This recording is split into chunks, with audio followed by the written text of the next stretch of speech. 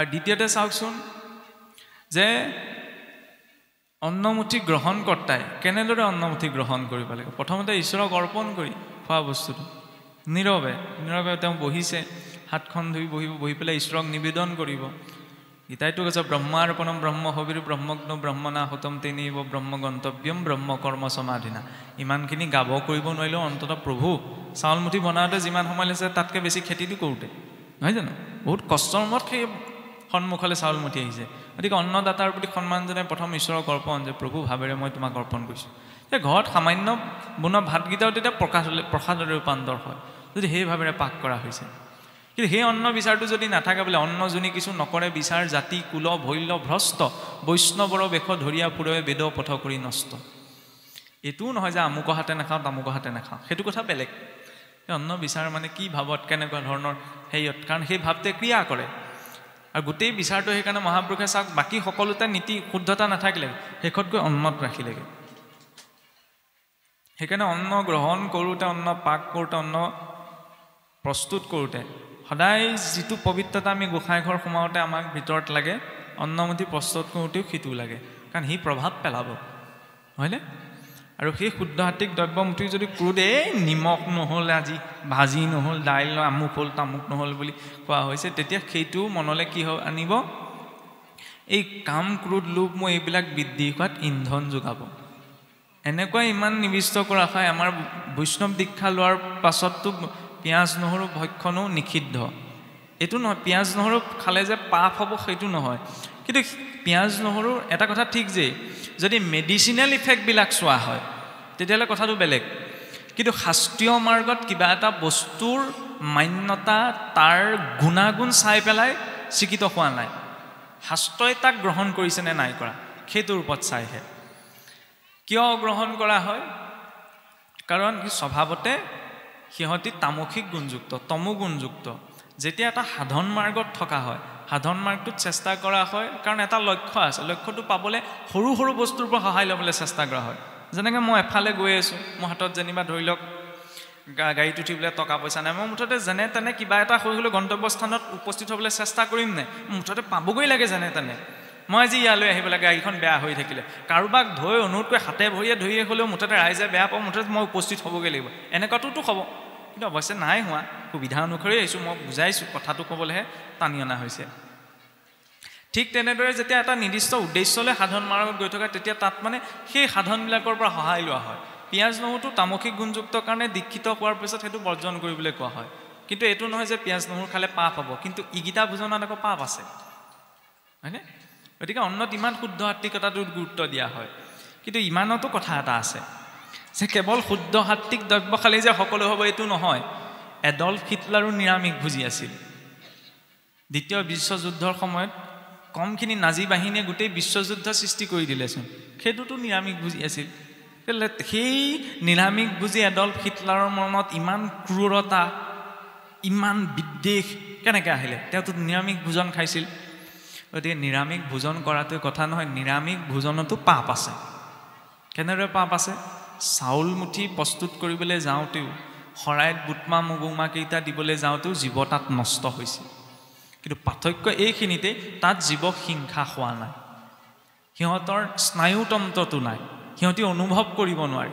সেই জীৱৰ ওপৰত এই জীৱ নিৰ্ভৰশীল, দুঠেঙীয়া চাৰিঠেঙীয়াৰ ওপৰত নহয়। সিহঁতৰ কৰ্মসংস্কাৰ নিৰ্মাণ হয়। জীৱ জীৱস্য ভোজনম, জীৱ জীৱৰ ভোজন। কোন জীৱ? ভোজনৰ মৰ্যাদা আছে। আজি গৰুজনীক যদি আৰু ধুনীয়াকৈ মাছ মছলা দি মাছৰ জোল মঙহৰ জোল দিয়ে, গৰুজনীটো নাখায়। সিংহটোক আৰু বাটাৰ লগাই দিলোঁ, ঘাঁহ কেইডাল নাখায়। সিহঁতেও নিজৰ ভোজনৰ মৰ্যাদা জানে।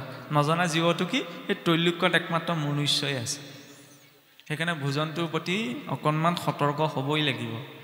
উদাহৰণ দিলে একগো পঞ্চম ব্যাঘ্ৰ সপ্ত সিংহ পশুত্তিকা অহিংসা পৰম ধৰ্ম হিংসা ধৰ্ম পৰায়ণা। গৰুজনীও বছৰেকত এটা পোৱালিহে দিয়ে, বাঘে 5টা দিয়ে, সিংহই 7টা দিয়ে। সংখ্যা চাবলৈ গ'লে কাৰ বেছি? তাত দৰ্শনতে দেখুৱাইছে সিহঁতি হিংসুক জীৱ, গৰুজনী আকৌ হিংসুক নহয় নহয়। গতিকে সংখ্যা কিমান বৃদ্ধি সেইটোত গুৰুত্ব এটা নাই, গুণটোত কি? ভাৱনাৰ ক্ষেত্ৰত গোকুল ধেনুচৰ, সেইকাৰণে গো মাতৃ বুলি কোৱা হয়। কাৰণ মানুহৰ ভাৱনা আটাইতকৈ যদি বেছি, যদিও কোৱা হয় যে কুকুৰহে মানুহ বোলে প্ৰথম পোহনীয়া যাব, এইটো পাশ্চাত্যৰ চিন্তা। কিন্তু আটাইতকৈ মানুহৰ ভাৱনা বুজিব পৰা জীৱটোৱে হৈছে গৰুজনী। আৰু মনুষ্যও বোলে যেতিয়া অন্তিম জীৱটোৱে বোলে অন্তিম জন্ম গু শৰীৰত প্ৰাপ্ত কৰে, তাৰপিছত মনুষ্য কুললৈ তেওঁ উত্তীৰ্ণ হয়, এনেকুৱা দৰ্শনো শাস্ত্ৰত আছে। সেইবাবে গু পূজিত। এতিয়া চাওকচোন, জীৱটোৰ যেতিয়া ভাৱনা আছে, চিন্তা আছে, সেইখিনি যদি তাৰ পৰা বঞ্চিত কৰি আমি যদি সেই জীৱটো নষ্ট কৰোঁ, সেইটোতো আমি জীৱনত কিবা এটা প্ৰভাৱ পৰিব। এনে পাকে পকাৰে এইটো কথাই কোৱা হৈছে যে আমি যিমান পাৰোঁ সিমান শুদ্ধ সাত্বিকতাত গুৰুত্ব এটা দি যাতে নিজৰ কৰণীয়খিনি কৰি গৈ থাকিব পাৰোঁ। শাস্ত্ৰ আৰু গুৰু উপদেশৰ জৰিয়তে, কাৰণ গুৰু আৰু শাস্ত্ৰসকলেতো আমাক কাহানিও ভুল উপদেশ দিয়ে নাই। কথা প্ৰসংগত অকণমান ওলাইছিলে যে শাস্ত্ৰ গুৰুভাৱে মহাপুৰুষে ঘোষাটো লিখিছে যে শাস্ত্ৰ গুৰুভাৱে শিষ্যক কৃপাই শুদ্ধ উপদেশ দিব, শিষ্য হবে শুদ্ধভাৱে নচলিলে তাৰা হবে কি কৰিব। গুৰুক আমি দুখিব নোৱাৰোঁ, শাস্ত্ৰক আমি দুখিব নোৱাৰোঁ, সদায় শুদ্ধটোৱে কৈ আছে। কিন্তু যেতিয়ালৈকে অন্য বাক্য ব্যৱহাৰ এই তিনিওটা শুদ্ধ সাত্বিক নহয়, আৰু ধৰ্ম জ্ঞানেও মোক তৰাব কিন্তু নোৱাৰে। আৰু এটা কথা, একেদিনাই সকলো সম্ভৱ নহয়, লাহে লাহে কিন্তু অকণমান চিন্তাটো মই খোলাকৈ কৈছোঁ, একেদিনাইনো কেনেকৈ এৰিম, কোনোবাই যদি খাইছে এসপ্তাহত এটা দিন, তাৰপৰা লাহে লাহে এমাহত, তেনেকৈহে। কিন্তু যদি মই চেষ্টাই নকৰোঁ তেতিয়াহ'লেতো লাভ নাই। ঈশ্বৰে চতুৰ্ভুজ ধৰি আহি পেলাই বাঁহী বজাই পেলাই মোক শিক্ষা নিদিয়েহি নহয়। ঈশ্বৰৰ প্ৰতি সেইকাৰণে বিশ্বাসটো লাগে, বিশ্বাসটো অন্ধবিশ্বাস হ'ব নালাগে। সৰু এটি কাহিনী এটা প্ৰসংগ কোৱা হৈছে। ঈশ্বৰৰ বহুত বিশ্বাসী ভক্ত এজন আছিল। তাৰ পৰা কি হৈছিল, এইটো বুজাবলৈ ব্যৱহাৰ কৰা কল্পনাত্মক কাহিনীহে। ইমান মানে ঈশ্বৰৰ ওপৰত বিশ্বাসী আছিল, এটা সময়ত মানে গাঁওখনত বোলে বানপানীৰ সৃষ্টি হ'ল। বানপানী আহিলে, বানপানীৰ লাহেকৈ নৈৰ পানীৰ স্তৰটো বাঢ়ি অহাৰ লগে লগে সকলো মানুহে ওখ স্থানলৈ টালি টোপোলা বান্ধি গুচি গ'ল। তাৰ পৰা এইজনকো পৰিয়ালৰ মানুহে ক'লে এতিয়া বানপানী আহিব, ওখ স্থানলৈ যাব লাগে। কিন্তু তেওঁ এটা বিশ্বাস আছিল যে মানুহক তেওঁ বিশ্বাস নকৰে কোনো কথাতে। ৰাখে খৰি মাৰে কোনে, মাৰে খৰি ৰাখে কোনে, তহঁতি গৈ থাক, মই নাযাওঁ। তাৰপৰা তেনেকৈ আৰু মানে আকুৰগুজ মানুহক বুজাবলৈ বৰ টান নহয়। সেই ক্ষেত্ৰত তেওঁ আকুৰগুজৰ নিচিনা আছিল, ঈশ্বৰৰ প্ৰতি ইমান বিশ্বাসী। আৰু বৰকৈ মানুহখিনিও বুজাই নাথাকিলে, মানুহখিনি গুচি গ'ল। তাৰপিছত লাহে লাহে বানপানীৰ স্তৰ বৃদ্ধি হ'বলৈ ধৰিলে। তেওঁ গৈ ঘৰৰ ওপৰত উঠিলে, উদ্ধাৰকাৰী দলবিলাক আহিলে, দলবিলাকেও আপোনাৰ ৰছী দলিয়াই দিলে, বাৰে পাতি ক'লে। তেওঁ ক'লে বোলে নাই, হৰিয়াই ৰাখিলে আৰু জৰিয়াই কিটো ৰাখিব, সেইবুলি কৈ প্ৰত্যাখ্যান কৰি দিলে। তাৰপৰা ইফালে মানুহটোৱে সাঁতুৰিব নাজানে। পিছত পানীৰ স্তৰ বৃদ্ধি পালত বানপানীতে পৰি মানুহজন মৃত হ'ব লগা হ'ল, মৰিব লগা হ'ল। মৰাৰ পাছত যেতিয়া জীৱটো বোলে স্বৰ্গলৈ গৈছে, আনকালে মানুহ মৰিলে জীৱটো মানে স্বৰ্গলৈ যায় ভয়ত, যমে কি শাস্তি দিব ঠিক নাই। এইফালে যম ৰজাও এইফালে দেখি পেলাই মানে আচম্বিত হৈছে, এই জীৱটো শৰীৰ এৰাৰ লগত একদম খঙত অগ্নিশৰ্মা হৈ গৈছে। প্ৰতিটো জীৱ মোৰ নগৰত কি কষ্ট পাব সেইবোৰ পাতি একদম ভয়ত পেপুৱা লাগি আহে, এইজন একদম অগ্নিশৰ্মা হৈ আহিছে। সুধিলে বোলে কিয় ইমান তুমি খং কৰি আহিছা? ক'লে বোলে এই ঈশ্বৰক বোলে ইমান বিশ্বাস কৰিলোঁ, গোটেই গুৰুবিলাকে কয়, শাস্ত্ৰবিলাক শুনি শুনি ঈশ্বৰত ইমান বিশ্বাস কৰি ৰাখিলোঁ, মই বাৰু বানপানীত ডুবি মৰিব লাগেনে বোলে, ঈশ্বৰে মোক নাৰাখিলেগৈ কেলে? তেতিয়া সেই 12 বৈষ্ণৱৰ ভিতৰত যমো এজন নহয়, যমে কৈছে বোলে এই তোমাৰ ওপৰত যে ঈশ্বৰৰ কৃপা নাই, তোমাক যে ঈশ্বৰে সহায় কৰিব বিচৰা নাছিলে, তুমি এইটো কেনেকৈ গম পালা? বোলে কি ক'তা বোলে, মই ইমান ধৰি লওক মানুহখিনিয়ে ক'লে মই নগ'লোঁ, হৰিয়ে ৰাখে খৰি মাৰে কোনে বুলি তেওঁলোককো এৰি দিলোঁ, উদ্ধাৰকাৰী হৈ গ'ল, তেওঁলোককো মই বিশ্বাস নহ'লে, একমাত্ৰ হৰিতে সমৰ্পণ, আৰু হৰিতেই মই একান্ত, মই যে আকৌ বানপানীত মই মৰিব লগা হ'ল। হেৰৌ মূৰ্খ বুলি ঘৰৰ মানুহকেইটাই যে যেতিয়া কৈছিলে তোক বানপানী যে আহিছে, অলপ পাছতে সাঁতুৰিব নাজানো মৰিব লাগিব, তেতিয়া সিহঁতৰ জৰিয়তে যে তোক ঈশ্বৰে সহায় এটা পঠাইছে তই ভাবিব নোৱাৰিলি। এই ৰছীডাল যে উদ্ধাৰৰ বাবে দিছিলে, তাৰ জৰিয়তে যে হৰিয়ে কৃপা কৰিছে, তুমি সেইটো চিন্তা কৰিব নোৱাৰিলা নি? তোক কি উদ্ধাৰ কৰিবলৈ একদম শংখচক্ৰ গদাপদ্ম ধৰি যাব নি? গতিকে এইটো স্পষ্ট হোৱা প্ৰয়োজন, সমাজৰ দেশকালৰ যিবিলাক ব্যৱস্থা, সেই ব্যৱস্থাবিলাক ঈশ্বৰেও গ্ৰহণ কৰি গৈছে।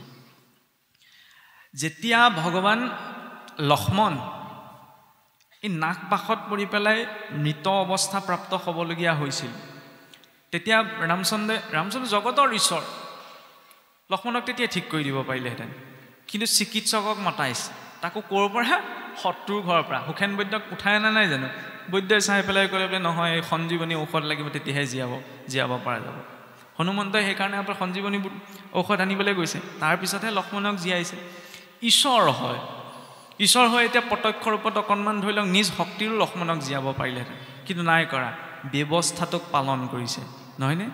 তেতিয়াহ'লে আজিৰ আমাৰ অসমখনত এনেকুৱা কিছুসকল যে ওলাইছে, দোল তাবিজ দি দিলে তোমাৰ নোহোৱা চাকৰিটো হৈ যাব, তোমাৰ নোহোৱা কামটো হৈ যাব। সেইসকল এনেকুৱা কি সিদ্ধ পুৰুষ ওলালে যিবিলাক বেমাৰত পৰিলে ডক্টৰৰ ওচৰলৈ যাব লাগিব, নহয়নে? আপোনাৰ যদি কেছ এটা লাগে আপুনি উকিলৰ ওচৰলৈ যাব লাগিব। এইটো নহয় নে যে আমুকত শৰাইখন দিলে, আমুক বাবাজীৰ ওচৰত গ'লে, আমুকজনৰ ওচৰত গ'লে সেইটো হৈ যাব। সামাজিক ব্যৱস্থা, সমাজ ব্যৱস্থাটোক ঈশ্বৰেও স্বীকাৰ কৰি গৈছে। এনেকুৱাও কিছুসকল ওলাইছে নহয় বোলে ধৰ্মৰ ক্ষেত্ৰত, কাৰণ ধৰ্মক ধৰিবলৈ যাওঁতে এটা গুৰু পৰম্পৰাত দীক্ষিত হ'ব লাগে। কাৰোবাৰ প্ৰতি কোনোবাৰ ব্যক্তিগত শ্ৰদ্ধা আছে যে তেওঁক মই গুৰু বুলি ভাবোঁ, সেইটো ব্যক্তিগত শ্ৰদ্ধাৰ বিষয়। কিন্তু শাস্ত্ৰীয় পৰম্পৰাত শিক্ষিত দীক্ষিত হ'বলৈ হ'লে সেই ব্যক্তিজনৰ, সেই গুৰুজনৰ এটা শাস্ত্ৰ অনুৱৰ্তী গুৰু পৰম্পৰা লাগিব। তেওঁক কোনে আজ্ঞা দিলে, তেওঁক কোনে আজ্ঞা দিলে, তেওঁ গুৰুক কোনে আজ্ঞা দিলে, ঈশ্বৰলৈকে গৈছে কিনে। সেইকাৰণে আমাৰ শাস্ত্ৰীয় বৈষ্ণৱ পৰম্পৰাত মাত্ৰ 4টা সম্প্ৰদায়হে স্বীকৃত: ব্ৰহ্ম সম্প্ৰদায়, শ্ৰী সম্প্ৰদায়, নিম্বাৰ সম্প্ৰদায় আৰু কুমাৰ সম্প্ৰদায়। এইবিলাকৰ সম্প্ৰদায় মানে মানুহৰ গোটৰ কথা কোৱা হোৱা নাই। বৈষ্ণৱ পৰম্পৰা, ব্ৰহ্ম সম্প্ৰদায় স্বয়ং ব্ৰহ্মাৰ পৰা, শ্ৰী সম্প্ৰদায় লক্ষ্মীৰ পৰা, নিম্বাৰ সম্প্ৰদায় সুদৰ্শন চক্ৰৰ অৱতাৰ নিম্বাৰ্কাচাৰ্যৰ পৰা, ৰুদ্ৰ সম্প্ৰদায় স্বয়ং মহাদেৱৰ পৰা। এই পৰম্পৰাত যিসকল আছে সেইসকলহে স্বীকৃত। নহ'লে আজিকালি স্বয়ম্ভু গুৰু ধেৰ ওলাব লৈছে। বোলে কেনেকৈ পালে? মই সপোনত পালোঁ। আপুনিয়ে ভাবি চাওক, মহাপুৰুষ শংকৰ মাধৱেই সপোনত পাই পেলাই কিবা এটা লিখিছোঁ বুলি লিখা নাই। কৈছে জানো মই সপোনত ধৰ্ম বস্তু পাইছিলোঁ বুলি? নাই কোৱা। মহাপুৰুষেই যেতিয়া সপোনত পোৱা নাই, এতিয়া এনেকুৱা ভূ পণ্ডিত ওলাই যে সপোনত একদম ধৰ্ম বস্তু পাই পেলাই নিজেই একদম ধৰ্মৰ এখন ব্যৱসায় খুলি বহি আছে। মই ডাইৰেক্টলি ক'ব বিচৰা নাই, তেতিয়া সমালোচনা হ'ব, কিন্তু নিজৰ মতে নিজে আপোনাৰভাৱে বুজি পাওঁ। প্ৰথম বস্তু, ভাৰতৰ হাততো আছে অনেক দোকানী, নিচিনি কিনিলে পুনো মিলিব বিখিনি। ৰাজনীতি কৰা নাই নহয়, দোল বাগৰি বোলে দুদিনমান ভাল লাগিলে ইয়াত, দুদিনমান ভাল লাগিলে ইটোলে, নহয়নে? স্বধৰ্মত থাকি নিজৰ ধৰ্ম সাধিব লাগে। অৰ্জুনকো সেইটো কথাই ভগৱন্তক এই গীতাৰ জৰিয়তে শিকালেগৈ। এতিয়া গীতাৰ কথা ক'বলৈ যাতে গীতাৰ পৰা মহাপুৰুষে কিনিলে শৰণ, এতিয়া গীতাৰ কথা ক'বলৈ গৈ যদি শৰণৰ কথা নক'লে তেতিয়াতো দুখ হ'ব, বহুত ডাঙৰ কথা এটা এৰাই চলা হ'ব। কিন্তু আমি যি শৰণ গ্ৰহণ কৰোঁ আৰু গীতাৰ যি শৰণ, সেয়া কিন্তু একেই নহয়। বহুলোকে এই দুটা একেই কৰি পেলায়, কিন্তু স্পষ্ট হোৱা প্ৰয়োজন। গীতাৰ শৰণ অৰ্জুনক সৰ্বস্ব এৰি তেওঁক সমৰ্পণ কৰিবলৈ কৈছে। ইমানখিনি বুজালে, তাৰপিছতো অৰ্জুনৰ প্ৰশ্ন শেষ নহ'ল। ইমানখিনি বুজিলে, তেতিয়া শেষত ক'লে কি যে তুমি এতিয়া সকলো চিন্তা চৰ্চা বাদ দিয়া, সৰ্বধৰ্মাণ পৰিত্যাজ্য মামিকম শৰণম ব্ৰজ অহং তং সৰ্ব পাপেভ্যো মোক্ষয়িষ্যামি মা শুচি। সকলো ধৰ্মৰ কথা চিন্তা কৰি মোক আশ্ৰয় কৰা, বাকী সকলো দায়িত্ব মোৰ। সহজ অৰ্থত সেইটোৱে কোৱা নাই জানো? কিন্তু আপুনি মই মুখেৰেহে কৈছোঁ, ঘৰখনৰ চিন্তা এৰিব পাৰিছোঁ জানো? নিজক খোৱা বোৱা চিন্তা এৰিব পাৰিছোঁ জানো? তেতিয়াহ'লে কেনেকৈ শৰণীয়া বুলি ক'ম? কৃষ্ণ শৰণ বুলি কৰিলে শৰণ হৈ নাযায় নহয়, শৰণৰ স্থিতিটো পোৱাগৈ যায়। আমি যি শৰণ গ্ৰহণ কৰিছোঁ এয়া ধৰ্মৰ মাৰ্গত প্ৰৱেশৰ প্ৰাথমিক স্তৰ। প্ৰথম ৰেজিষ্টাৰ নামটো লিখাইছোঁহে, একেকোবতে একদম কোৱালিফাইড হৈ PhD হৈ গ'লোঁ নি? নাই হোৱা নহয়। খালি সেই শৰণৰ বিশ্বাসটো যদি গভীৰ হৈ গৈ থাকে, তেতিয়া সেই স্তৰলৈ যাবগৈ পাৰে।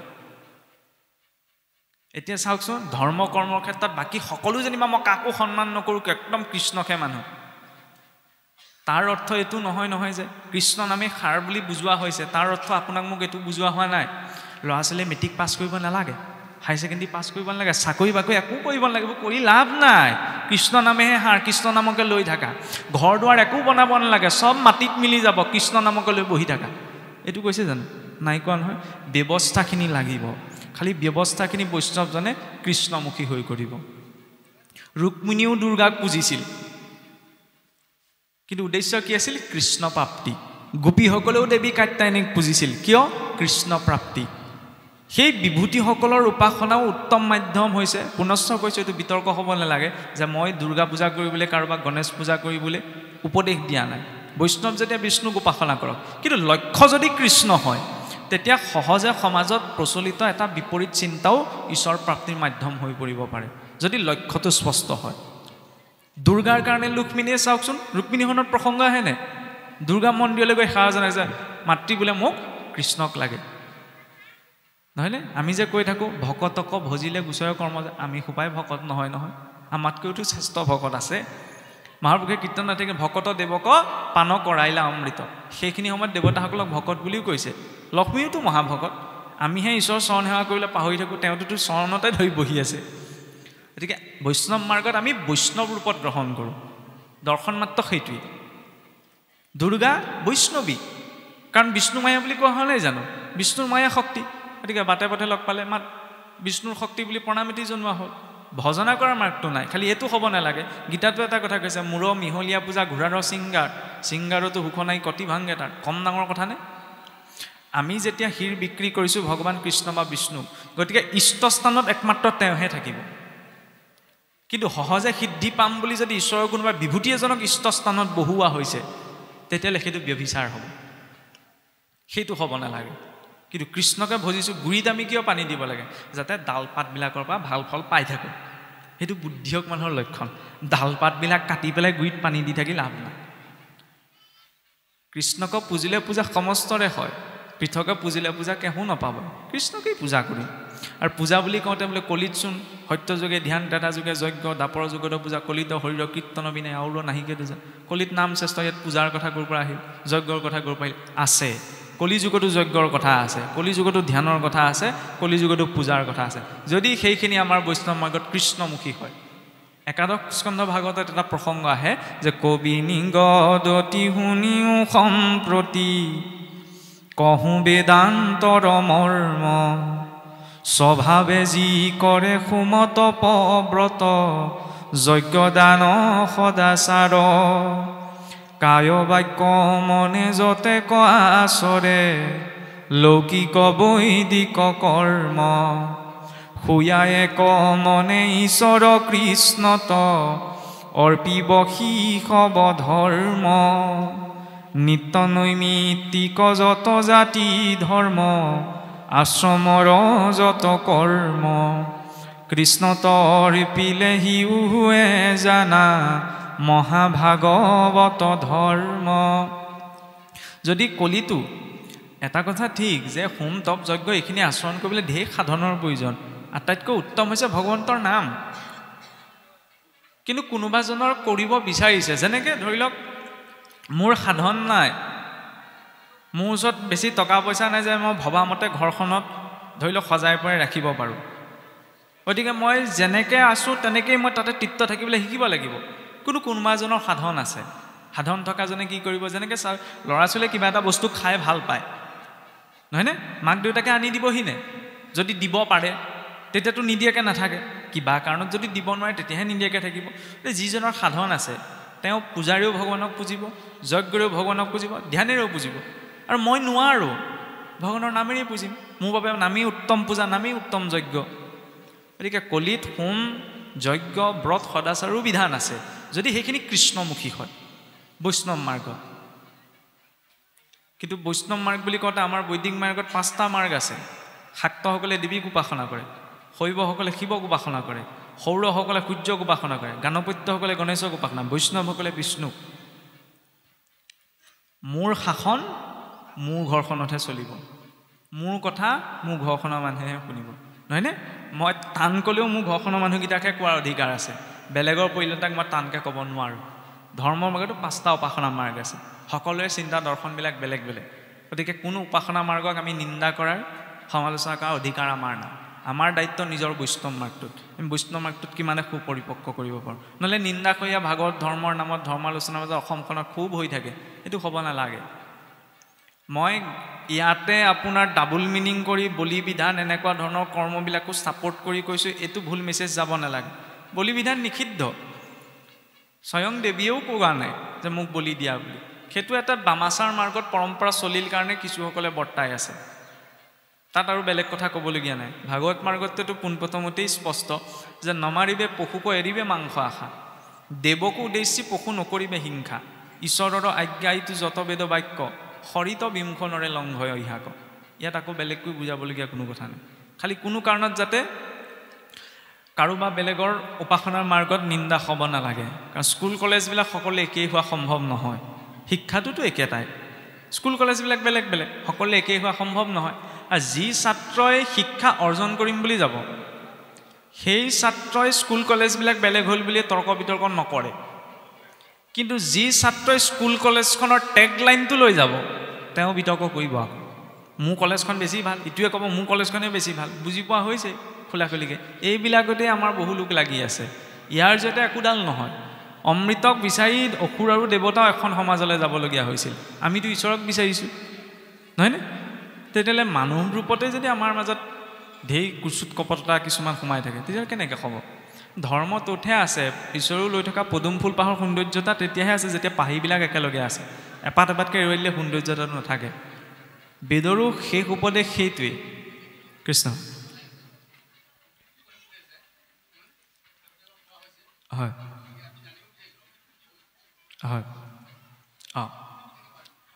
অমৃত বুলি ক'লে আচলতে দুটা অৰ্থ কৰা হৈছে কাৰণ লীলাৰ ৰূপত ভাগৱতৰ কথাখিনি দুটা ভাগত ভাগ কৰা হৈছে এটা হৈছে লীলা আনটো হৈছে তত্ত্ব লীলাৰ ৰূপত যদি চাওঁ অমৃত যাক পান কৰিলে শৰীৰ অমৰ হয় সেইটো হৈছে অমৃত যিটো সমুদ্ৰ মন্থনৰ প্ৰসংগত আছে আনহাতে অমৃত বুলি আত্মজ্ঞানকো কোৱা হৈছে উপনিষদসমূহক কাৰণ আত্মজ্ঞান পালে স্বৰূপ জ্ঞান উপলব্ধ হয়গৈ শৰীৰটো নষ্ট হৈ যাব আত্মাটোতো অজৰ অমৰ সেইটোৱে হৈছে সেইবাবে বেদতো সকলো জীৱক কি কোৱা হৈছে যে শৃণ্বন্তু বিশ্বহে অমৃত পুত্ৰস্য আজুধামানি বেদাহমেতম পুৰুষম মহন্তম আদিত্য বৰ্ণম তমসাস পৰস্পৰস্তাত যে হে অমৃতৰ পুত্ৰসকল কি বুলি কৈছে জীৱসকল অমৃতৰ পুত্ৰসকল যাৰ মৃত্যু নাই অমৃতৰ পুত্ৰ হ'লে অমৃতেই হ'ব নহয়নে তাক কোৱা হৈছে সেই জীৱক সম্বোধন কৰা হৈছে যে মই সেই তিমিৰাতিত পৰম পুৰুষক জানিব বিচাৰিছোঁ তুমিও সেই পৰম পুৰুষক জানি অমৃতত্বৰ সোৱাদ প্ৰাপ্ত কৰা এইটো দৰ্শন এতিয়া কৈ থকা হৈছিল কি ঠিক আছে